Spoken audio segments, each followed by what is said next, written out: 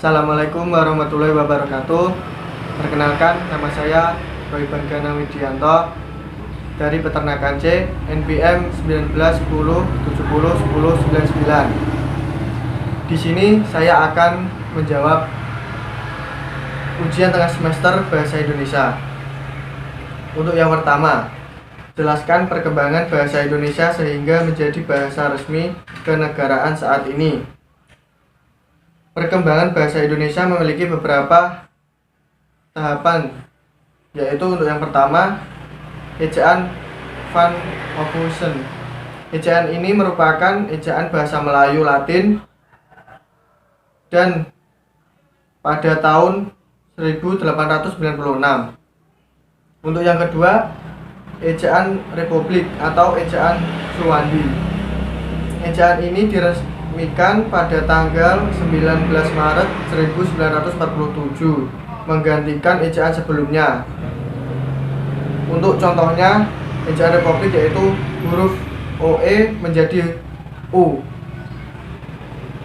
Yang ketiga, ejaan pembaharuan. Dirancang oleh sebuah panitia yang diketuai oleh Prijono dan E. Katopo pada tahun 1957 sebagai hasil keputusan Kongres Bahasa Indonesia II di Medan. Namun, sistem ejaan ini tidak pernah dilaksanakan. Untuk yang keempat, ejaan Mendo. Konsep ini dikenal pada tahun 1959 karena perkembangan politik selama tahun-tahun berikutnya. Diurungkanlah peresmian ejaan ini. Untuk yang kelima, ejaan yang disempurnakan atau EYD. Ejaan ini diresmikan pada tanggal 16 Agustus 1972 oleh Presiden Republik Indonesia. Peresmian itu berdasarkan putusan Presiden nomor 57 tahun 1972.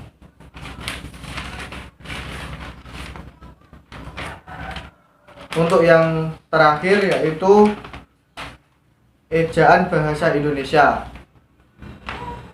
atau EBI. EBI adalah ejaan bahasa Indonesia yang berlaku sejak 2015 sampai sekarang. Berdasarkan peraturan Menteri Pendidikan dan Kebudayaan Republik Indonesia nomor 50 tahun 2015 tentang pedoman umum ejaan bahasa Indonesia.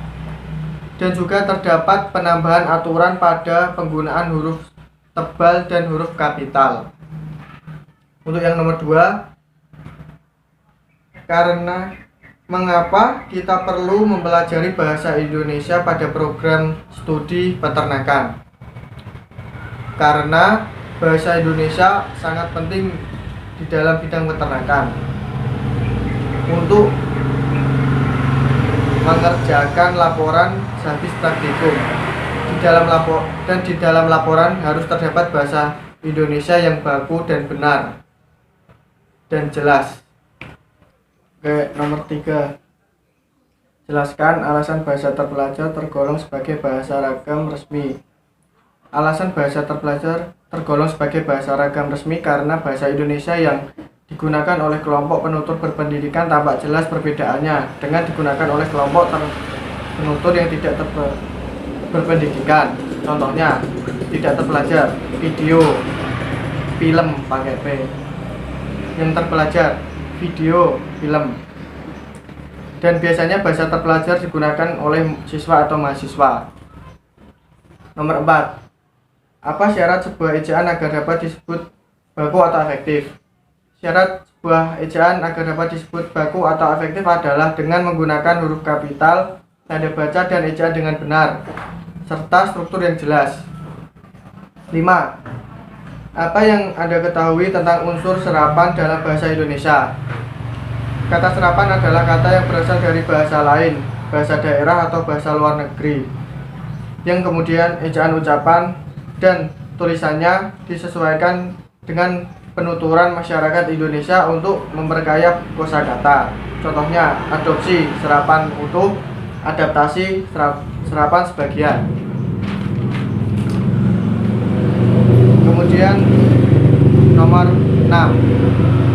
Sebut dan jelaskan pola kalimat sempurna atau utuh dalam bahasa Indonesia. Pola kalimat sempurna atau utuh dalam bahasa Indonesia adalah kalimat sempurna adalah kalimat yang minimal memiliki 3 komponen seperti SPO, subjek, predikat, dan objek, dan SPOK, subjek, predikat, objek, keterangan waktu, tempat, suasana. Contoh, ibu sedang membeli baju di pasar. Ibu sebagai subjek, sedang membeli sebagai predikat, baju sebagai objek, dan di pasar sebagai keterangan tempat. Kemudian nomor 7, jelaskan perbedaan bahasa lisan baku dan bahasa tulis baku. Yang pertama, ragam bahasa lisan adalah ragam bahasa yang diungkapkan melalui media lisan terkait oleh ruang dan waktu, sehingga situasi pengungkapan membantu pemahaman. Untuk ragam bahasa tulis adalah ragam bahasa yang digunakan melalui media tulis, tidak terkait ruang dan waktu, sehingga diperlukan kelengkapan struktur sampai pada sarana secara visual atau bahasa yang dihasilkan dengan memanfaatkan tulisan dengan huruf sebagai unsur dasarnya. Kemudian nomor 8, jelaskan mengenai ketentuan kohesif dan koherensif dalam paragraf. Kohesif adalah kesatuan dalam sebuah paragraf akan terpenuhi apabila informasi-informasi dalam paragraf itu tetap dikendalikan oleh gagasan utama. Untuk koherensif adalah kepaduan dalam sebuah paragraf akan terpenuhi apabila kalimat-kalimat yang menyusun paragraf itu terjalin secara logis dan gramatikal, berkaitan satu sama lain untuk mendukung gagasan utama. Kemudian nomor 9, buatlah masing-masing satu contoh kalimat majemuk setara dan bertingkat. Untuk kalimat majemuk setara, kopi bisa kita sajikan secara panas atau bisa juga dengan air dingin. Untuk yang kalimat majemuk bertingkat, yaitu wajahnya begitu cantik seperti bunga melati yang mekar di kala musim semi tiba. Untuk yang terakhir, belum terakhir nih, nomor 10, buatlah satu penutupan surat dinas ragam resmi, yaitu contohnya, demikian surat pemberitahuan ini kami sampaikan.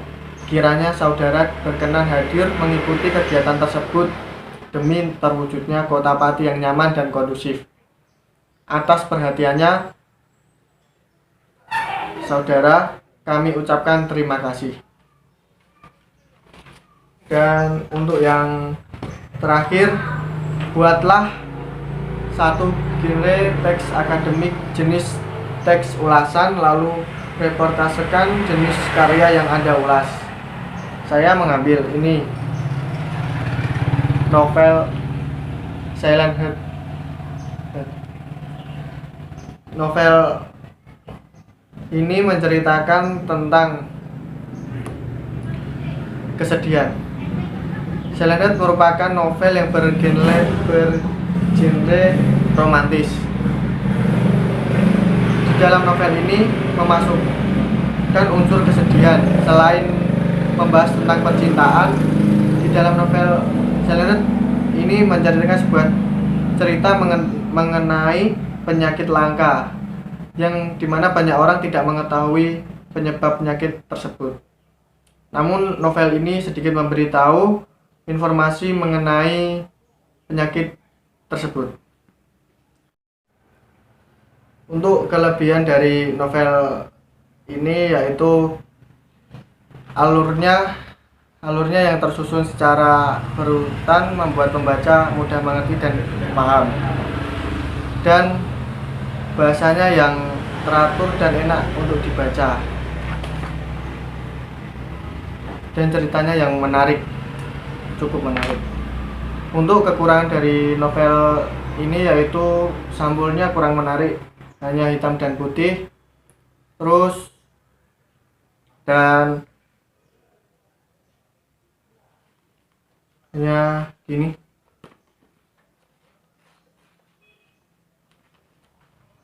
Hitam dan putih. Terima kasih. Wassalamualaikum warahmatullahi wabarakatuh.